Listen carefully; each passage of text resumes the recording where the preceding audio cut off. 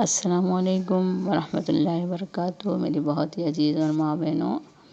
امید ہے آپ سب خیریت سے ہوں گے۔ آج میں آپ سے ایک خاص موضوع کے متعلق مخاطب ہوں اور اس کا تعلق جو ہے وہ ہمارے بچوں سے ہے، اور ہمارے اس عنوان کا جو ہے ٹاپک ہے موضوع، وہی کیا ہے کہ how to make your child behaviour, یعنی اپنے بچے کے رویے کو کیسے بہتر بنایا جائے۔ اس کے بارے میں قرآن جب ہم پڑھتے ہیں تو اللہ تعالیٰ فرماتا ہے، سورہ تحریم کی آیت ہے،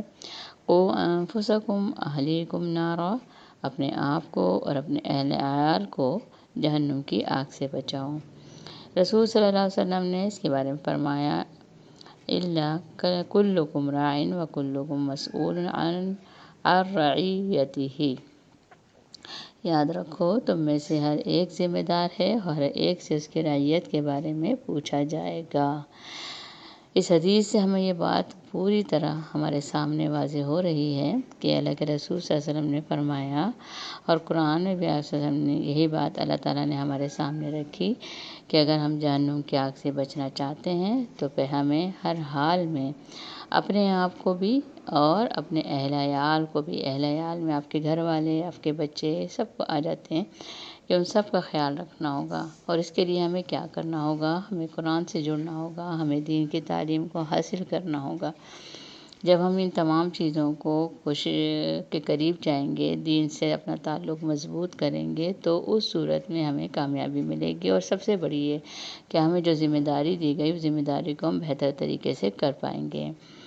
اسی کے بارے میں ایک اور حدیث ہمارے سامنے آتی ہے، اللہ کے رسول صلی اللہ علیہ وسلم نے فرمایا، کسی باپ نے اپنی اولاد کو کوئی عطیہ اور تحفہ حسن ادب اور اچھی سیرت سے بہتر نہیں دیا۔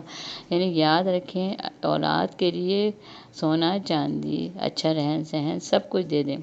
لیکن اس سے وہ چیز اولاد کو نہیں ملتی جو چیز جو ہے آپ اس کے متعلق جو دین آپ اسے دیتے ہیں، جو تربیت آپ اسے دیتے ہیں، وہ پوری زندگی اس کے کام آتی ہے۔ اسی طرح ایک اور جگہ یہ بات ہمارے سامنے آتی ہے کہ اولاد کی تربیت کے بارے میں ایک حدیث رسول صلی اللہ علیہ وسلم کے الفاظ میں بھی آئی ہے کہ کسی باپ کی طرف سے اس کے بیٹے کے لیے سب سے بہتر تحفہ یہ کہ وہ اچھی تربیت کرے۔ یعنی جو پچھلی حدیث ہے وہ یہی سے ریلیٹڈ ہے، اور سنن ترمذی حدیث نمبر 1952 یہ حدیث ہے، اور اس میں واضح طور پر یہ بات ہمیں سمجھا دی گئی کہ اگر ہم اس ذمہ داری سے غفلت برتتے ہیں اور پورا ٹائم محنت کرتے ہیں، کماتے ہیں، اچھا کھلاتے ہیں، اچھا پلاتے ہیں، اچھا سہولتیں دیتے ہیں، جائیداد اکٹھی کرتے ہیں ان کے آگے، لیکن جب اس کے آگے اس کو تربیت نہیں دیتے تو یاد رکھیے گا یہ سب سے بڑا نقصان ہے ہماری اولاد کے لیے۔ جیسا کہ اس پہ یہ بات اس سلائیڈ میں آپ کے سامنے آ رہی ہے کہ اولاد کو دینی تعلیم ضرور دیں۔ کیوں؟ اس کی وجہ بتائی کہ اگر اولاد کو تحفہ نہ دیا جائے تو وہ کچھ وقت تک روئے گی، اور اگر علم و فن نہ دیا جائے تو وہ عمر بھر روئے گی، اور اگر دین بھی نہ دیا جائے تو یاد رکھیں آخرت کی ہمیشہ کی زندگی میں رونا اولاد کا مقدر ہوگا۔ ساری زندگی جو ہے، یعنی جتنے ظاہر ہے یہاں سے جا کے جب اپنا حساب کتاب دے گا اور اس دین سے محروم ہو کے جائے گا تو کیا اس کا ٹھکانہ جنت ہوگا؟ نہیں، ہرگز نہیں، بلکہ اللہ تعالیٰ ظاہر ہے کہ جب اس کی ذمہ داری کس پہ بنی کہ ہماری وجہ سے ہم نے جو اپنی اولاد کو وہ چیز نہیں دی، اولاد کو وہ راستہ نہیں دکھایا، جس کی وجہ سے وہ دنیا میں بھی خوار اور آخرت میں بھی بھلائی سے محروم رہا۔ اب اس بات پہ دیکھیے آگے ہی اللہ تعالیٰ ایک اور بات ہمارے سامنے آتی ہے کہ اپنے بچوں کو دین سکھاؤ، باقی سب کچھ ان کو دین سکھا دے گا۔ یہ بہت گہری بات ہے، اگر ہم تھوڑا سا اس پہ غور و فکر کریں تو ہمیں یہ بات ہمارے سامنے یہ بات آتی ہے کہ بچوں کی تربیت کا انمول اصول ہے یہ کہ جب آپ بچے کو اللہ کا فرمانبردار بناتے ہیں، ان کو دین کی تربیت دیتے ہیں، ان کو سلیقہ سکھاتے ہیں، اس حسنہ کی روشنی میں، اللہ کے رسول صلی اللہ علیہ وسلم کی سنت کی روشنی میں، تو وہ بچہ جو ہے وہ سب سے بڑھ کر بہترین صالح طبیعت کا مالک بنتا ہے نا. ہر چیز کو اسی لیول پہ دیکھتا ہے کہ میرے نبی نے اس کام کو کیسے کیا، کھانا کیسے کھاتے تھے، پہنتے کیسے تھے، کپڑے کیسے پہنتے تھے، غسل کیسے کرتے تھے، بات کیسے کرتے تھے، والدین کے ساتھ کیا سلوک ہوتا تھا. دیکھیں آپ اس پہ غور کریں کہ ہر چیز ہماری زندگی جو ہے نا وہ سب اسی کے گرد ہے، اسی کے گرد جو ہے مستقل جو ہے وہ انہی چیزوں کو لے کر ہم چل رہے ہوتے ہیں. لیکن جب ہم اس سے غفلت برتتے ہیں اور ہماری پورا جو ہے سوچ جو ہے وہ دنیا کی طرف چلی جاتی ہے کہ چلو بچوں کو اچھا گھر بنا کے دے دو، اچھی چیزیں تو میرا بچہ خوش رہے گا. تو بچہ تو خوش جب رہے گا نا جب اس کا دل مطمئن ہوگا، دل پرسکون ہوگا، اور اس کا اطمینان جو ہے نا وہ دین کے بغیر نہیں آ سکتا. اگر دل میں قرآن ہوگا، دین سیکھے گا تو انشاءاللہ تعالیٰ اس پر عمل کرے گا تو اس کا دل مطمئن ہوگا. بھلے دنیا میں اسے اچھا گھر نہ ملا ہو، بھلے ظاہر ہے کہ دنیا میں وہ اچھا گھر نہ لے سکتا ہو یا آپ نے وہ سہولت نہ دی ہو، وہ چھوٹے گھر میں رہتا ہو، لیکن وہ مطمئن نظر آئے گا کیونکہ اس کے پاس دین ہوگا، اور دین جو ہے انسان کے اندر صبر اور شکر کی کیفیت پیدا کرتا ہے. اسی لیے یہاں پر جو ہے شروعات میں ہی شروع سے یعنی چھوٹے بچے ہوتے ہیں ان کو ہی کہا گیا کہ بچوں کی ہر عمر کے ساتھ ساتھ اس کی تربیت اسلامی شعور کے مطابق کیجیے. جیسے کہ یہاں فرمایا کہ جب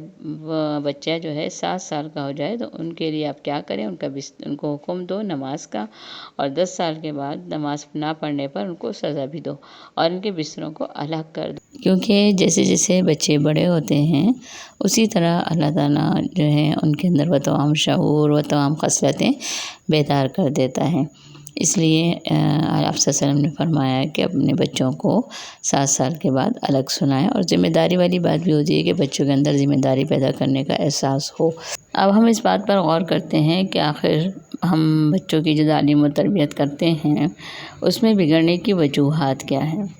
یہ وجوہات سلائیڈ میں آپ کے سامنے موجود ہیں، اور اس میں یہ بتایا گیا ہے کہ والدین یا بڑوں کا غلط رویہ جو ہے وہ بچوں کے بگاڑ کا سبب بنتا ہے. والدین اور گھر کے افراد کی ناخوشگواری اور باہمی تعلقات ہیں. بچوں کے ساتھ ناروا سلوک، مثلاً نفرت اور اس کی حقارت اختیار کرنا، ان کا مذاق اڑانا، بار بار بچوں کے ساتھ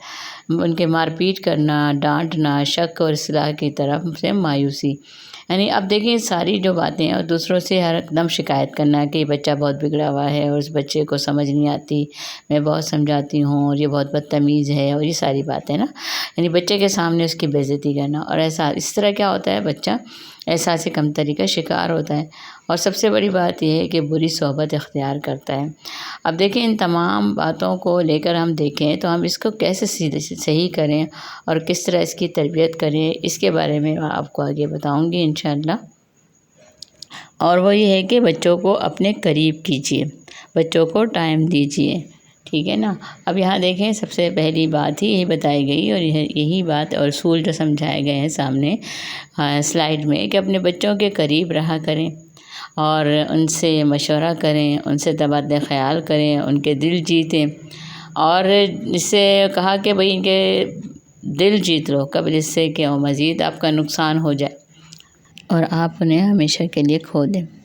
اب آئیے دیکھتے ہیں کہ بچوں کی تربیت کے لیے پرورش کرنے کا صحیح طریقہ اور غلط طریقہ کیا ہے. صحیح طریقے میں سب سے پہلی بات بچوں کے ساتھ مل کر روزمرہ کے اصول طے کرنا، بچوں کے ساتھ شفقت سے پیش آنا، بچوں کے ساتھ اچھے کام میں ان کی حوصلہ افزائی کرنا، اسی طرح بچوں کے ساتھ دلچسپیاں، سرگرمیاں اور سیکھنے کے عمل کو وقت دینا، بچوں پر اعتماد کرنا اور ان کی عزت کرنا، بچوں کے ساتھ اپنے رویے اور اصولوں کو مستقل رکھنا، بچوں کے ساتھ دوستوں کے بارے میں معلومات کرنا. یعنی پوری جو تمام پوائنٹس اگر ہم اس پر غور کریں تو اس کے نیگیٹو جب ہم جاتے ہیں تو بچوں کا کتنا نقصان ہوتا ہے کہ جب ہم بچوں کو درمیان فرق کرنے لگتے ہیں. اور اسی طرح بچوں کے ساتھ صحیح طریقے میں سب سے پہلی بات بچوں کے ساتھ مل کر روزمرہ کے اصول طے کرنا، بچوں کے ساتھ شفقت سے پیش آنا، بچوں کے ساتھ اچھے کام میں ان کی حوصلہ افزائی کرنا، اسی طرح بچوں کے ساتھ دلچسپیاں، سرگرمیاں اور سیکھنے کے عمل کو وقت دینا، بچوں پر اعتماد کرنا اور ان کی عزت کرنا، بچوں کے ساتھ اپنے رویے اور اصولوں کو مستقل رکھنا، بچوں کے ساتھ دوستوں کے بارے میں معلومات کرنا. یعنی پوری جو تمام پوائنٹس اگر ہم اس پر غور کریں تو اس کے نیگیٹو جب ہم چاہتے ہیں تو بچوں کا کتنا نقصان ہوتا ہے کہ جب ہم بچوں کو درمیان فرق کرنے لگتے ہیں اور اسی طرح بچوں کے ساتھ اس طرح کا رویہ کرتے ہیں کہ دوسرے بچوں کی صلاحیتیں جتلانا کہ دیکھو وہ تم سے کتنا قابل ہے، کتنا لائق ہے اور تم کچھ نہیں کر سکتے۔ اسی طرح اس سے کیا ہوتا ہے، بچوں کے ساتھ اگر ہم اس کی حوصلہ افزائی نہیں کرتے تو بچوں کے دل میں خوف بیٹھ جاتا ہے۔ اگر ان کی دلچسپیوں میں ٹائم نہیں دیتے، ان کی عزت نہیں کرتے تو بچوں کو بے عزتی اور شرمندہ کرتے ہیں ہر ٹائم۔ تو اس سے کیا ہوتا ہے کہ ان کا اعتماد ختم ہو جاتا ہے اور بچوں پر اپنا ذہنی دباؤ کا غصہ نکالتے ہیں تو بچے کی عزت ہر ٹائم جو ہے وہ آپ کی بھی عزت کا خیال اس طرح نہیں رکھتا۔ اسی طرح بچوں کی تربیت کے انداز بدلی ہے، یعنی بچوں میں مثبت تبدیلی خود بخود پیدا ہوگی۔ جب آپ کا انداز چینج ہوگا، آپ کا رویہ چینج ہوگا تو اندر یہ تبدیلی خود بخود پیدا ہوگی، ٹھیک ہے نا۔ جیسے ایک بچہ ہے اپنی والدہ سے، جیسے سلائڈ میں آپ کو نظر آ رہا ہوگا کہ والدہ سے کہتا ہے کہ کوڑے والا ہے، تو وہ کہتی نہیں کوڑے والا نہیں کہتے، صفائی والا کہتے ہیں، کہ الفاظ میں بہت زیادہ تاثیر ہوتی ہے۔ تو یہی وہ اصول تھے، جو طریقے تھے جو میں نے آپ کے سامنے رکھنے تھے، اور آخر میں یہی بات آپ کے سامنے رکھنا چاہوں گی کہ سارے کام بغیر دعا کے ممکن نہیں۔ جیسا کہ سامنے آیت موجود ہے، ربنا ہب لنا من ازواجنا و ذریتنا قرۃ اعین، اے ہمارے پروردگار تو ہمیں اور ہماری بیوی اور اولاد سے آنکھوں کی ٹھنڈک عطا فرما۔ اسی طرح ایک دعا بھی آپ کے سامنے موجود ہے کہ کس طرح ہم اپنی اولاد کی کامیابی کے لیے اور اس کی کامرانی کے لیے دعا کر سکتے ہیں۔ آخر میں آپ کے سامنے اس دعا کے ساتھ اپنی بات کی تکمیل کرتی ہوں کہ اللہ تعالیٰ آپ کو، آپ کے حق میں، آپ کی اولاد کو رحمت بنائے اور آپ کے لیے نعمت بہترین سرخروئی کا باعث بنے اور آپ کے لیے صدقہ جاریہ بنائے۔ آمین ثم آمین۔